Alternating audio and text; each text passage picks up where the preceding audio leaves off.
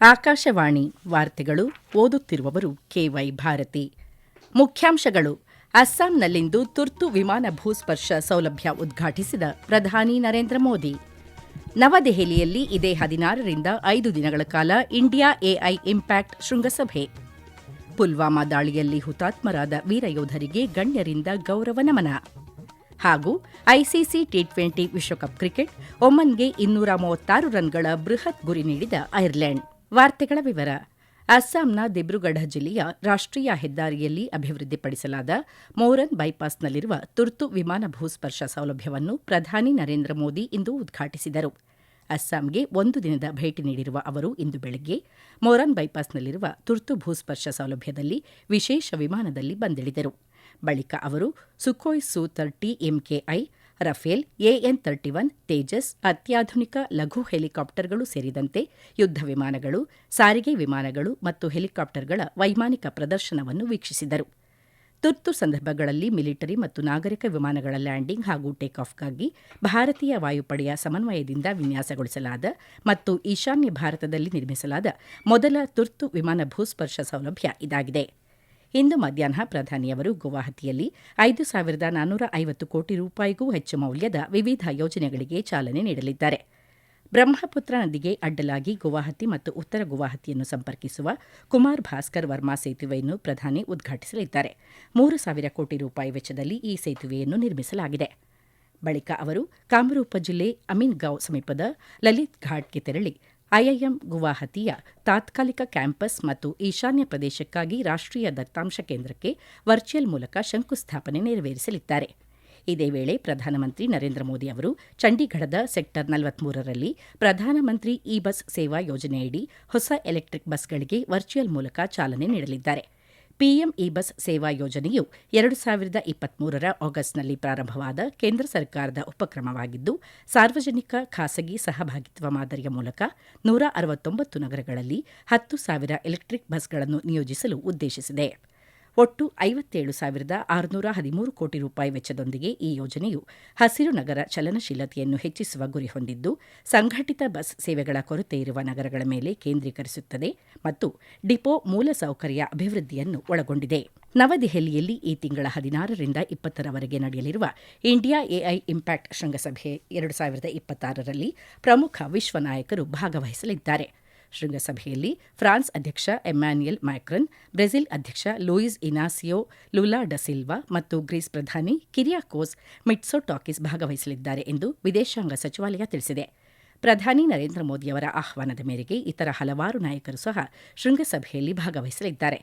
ಈ ಪೈಕಿ ನೆದರ್ಲೆಂಡ್ಸ್ ಪ್ರಧಾನಿ ಡಿಕ್ ಸ್ಕೂಫ್, ಶ್ರೀಲಂಕಾ ಅಧ್ಯಕ್ಷ ಅನುರಾ ಕುಮಾರ ದಿಸಾನಾಯಕ, ಭೂತಾನ್ ಪ್ರಧಾನಿ ಸೆರಿಂಗ್ ಟೋಬ್ಗೆ ಮತ್ತು ಮಾರಿಷಸ್ ಪ್ರಧಾನಿ ನವೀನ್ ಚಂದ್ರ ರಾಮ್ ಗೂಲಾಂ ಸೇರಿದ್ದಾರೆ.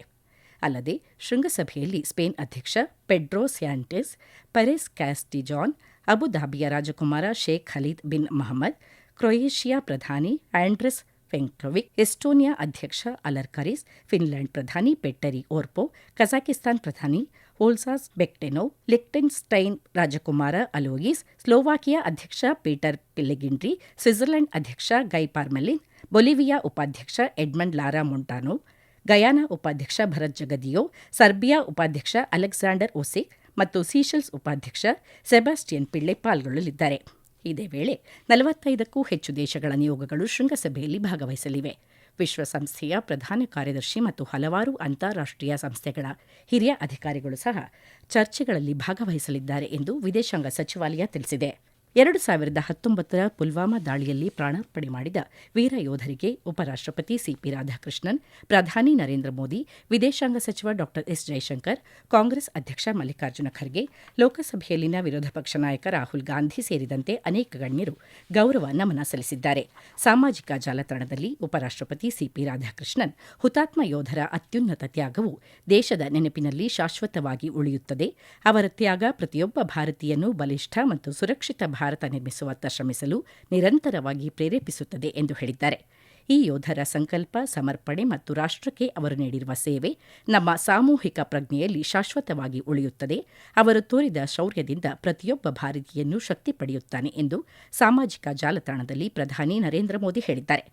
ಸಾಮಾಜಿಕ ಜಾಲತಾಣದಲ್ಲಿ ಸಚಿವ ಡಾ ಎಸ್ ಜಯಶಂಕರ್ ಹುತಾತ್ಮ ಯೋಧರ ತ್ಯಾಗವು ಗಡಿಯಾಚೆಗಿನ ಭಯೋತ್ಪಾದನೆಯ ವಿರುದ್ಧ ಶೂನ್ಯ ಸಹಿಷ್ಣುತೆ ಅನುಸರಿಸುವ ಭಾರತದ ಸಂಕಲ್ಪವನ್ನು ಬಲಪಡಿಸುತ್ತದೆ ಎಂದು ಹೇಳಿದ್ದಾರೆ. 1998ರ ಫೆಬ್ರವರಿ 14ರಂದು ನಡೆದ ಕೊಯಮತ್ತೂರು ಸರಣಿ ಬಾಂಬ್ ಸ್ಫೋಟದಲ್ಲಿ ಮಡಿದವರಿಗೆ ಉಪರಾಷ್ಟಪತಿ ಸಿಪಿ ರಾಧಾಕೃಷ್ಣನ್ ಗೌರವ ನಮನ ಸಲ್ಲಿಸಿದ್ದಾರೆ.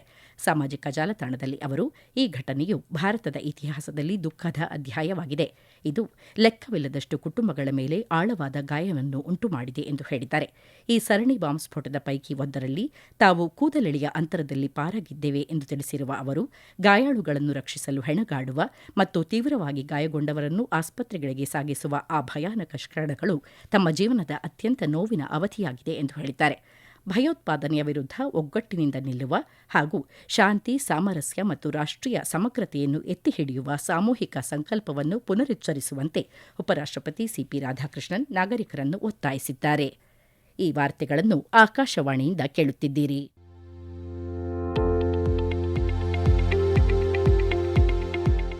ನಮ್ಮ ಎಲ್ಲ ರಾಷ್ಟ್ರೀಯ ವಾರ್ತೆಗಳು ಹಾಗೂ ಪ್ರದೇಶ ಸಮಾಚಾರ ಈಗ ಆಕಾಶವಾಣಿ ನ್ಯೂಸ್ ಕನ್ನಡ ಯೂಟ್ಯೂಬ್ ಚಾನೆಲ್ನಲ್ಲಿ ಲಭ್ಯ.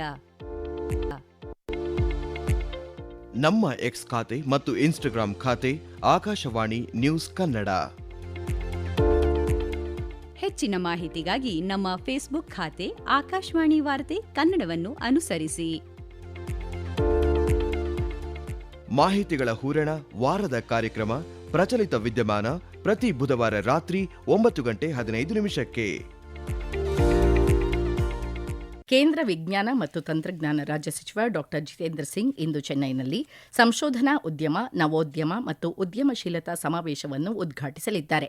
ಚೆನ್ನೈ ಮತ್ತು ಕಾರೈಕುಡಿಯಲ್ಲಿರುವ ವೈಜ್ಞಾನಿಕ ಮತ್ತು ಕೈಗಾರಿಕಾ ಸಂಶೋಧನಾ ಘಟಕಗಳ ಮಂಡಳಿಯು 2 ದಿನಗಳ ಈ ಸಮಾವೇಶವನ್ನು ಆಯೋಜಿಸಿದೆ. ಈ ಕುರಿತು ಮಾಧ್ಯಮಗಳೊಂದಿಗೆ ಮಾಹಿತಿ ಹಂಚಿಕೊಂಡಿರುವ ಚೆನ್ನೈನ ಸ್ಟ್ರಕ್ಚರಲ್ ಎಂಜಿನಿಯರಿಂಗ್ ಸಂಶೋಧನಾ ಕೇಂದ್ರದ ನಿರ್ದೇಶಕಿ ಡಾ ಎನ್ ಆನಂದವಲ್ಲಿ, ನವೋದ್ಯಮಗಳು, ಎಂಎಸ್ಎಂಇಗಳು, ಕೈಗಾರಿಕಾ ಉದ್ಯಮಿಗಳು, ಶೈಕ್ಷಣಿಕ ಮತ್ತು ಸಂಶೋಧನಾ ಸಂಸ್ಥೆಗಳು ಮತ್ತು ಸಾರ್ವಜನಿಕರಿಗೆ ನಾವೀನ್ಯತೆ ನೇತೃತ್ವದ ಬೆಳವಣಿಗೆಯನ್ನು ಉತ್ತೇಜಿಸಲು ಸಾಮಾನ್ಯ ವೇದಿಕೆ ರಚಿಸುವ ಗುರಿಯನ್ನು ಈ ಸಮಾವೇಶ ಹೊಂದಿದೆ ಎಂದು ಹೇಳಿದ್ದಾರೆ.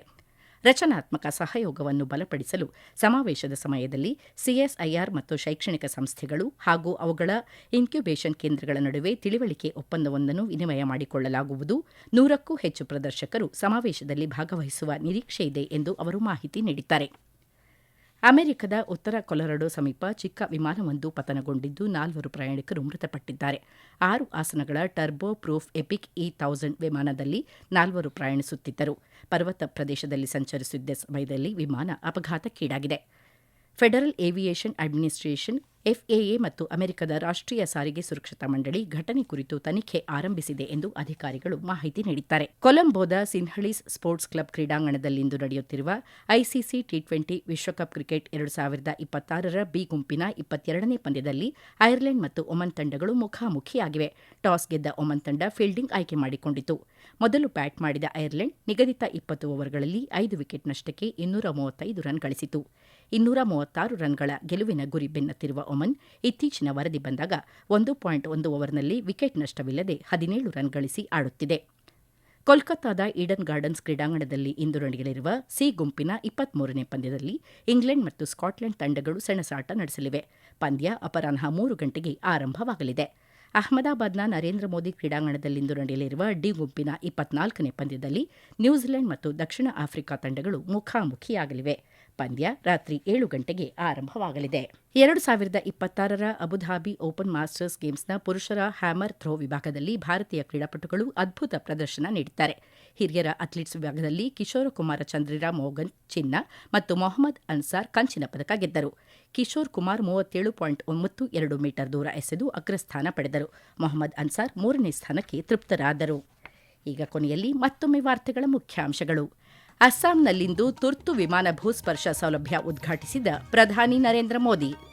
ನವದೆಹಲಿಯಲ್ಲಿ ಇದೇ 16ರಿಂದ 5 ದಿನಗಳ ಕಾಲ ಇಂಡಿಯಾ ಎಐ ಇಂಪ್ಯಾಕ್ಟ್ ಶೃಂಗಸಭೆ. ಪುಲ್ವಾಮಾ ದಾಳಿಯಲ್ಲಿ ಹುತಾತ್ಮರಾದ ವೀರ ಯೋಧರಿಗೆ ಗಣ್ಯರಿಂದ ಗೌರವ ನಮನ. ಹಾಗೂ ಐಸಿಸಿ ಟಿ20 ವಿಶ್ವಕಪ್ ಕ್ರಿಕೆಟ್, ಒಮನ್ಗೆ 236 ರನ್ಗಳ ಬೃಹತ್ ಗುರಿ ನೀಡಿದ ಐರ್ಲೆಂಡ್. ಇಲ್ಲಿಗೆ ವಾರ್ತಾ ಪ್ರಸಾರ ಮುಕ್ತಾಯವಾಯಿತು. ನಮ್ಮ ಮುಂದಿನ ವಾರ್ತಾ ಪ್ರಸಾರ ಮಧ್ಯಾಹ್ನ 2:30ಕ್ಕೆ.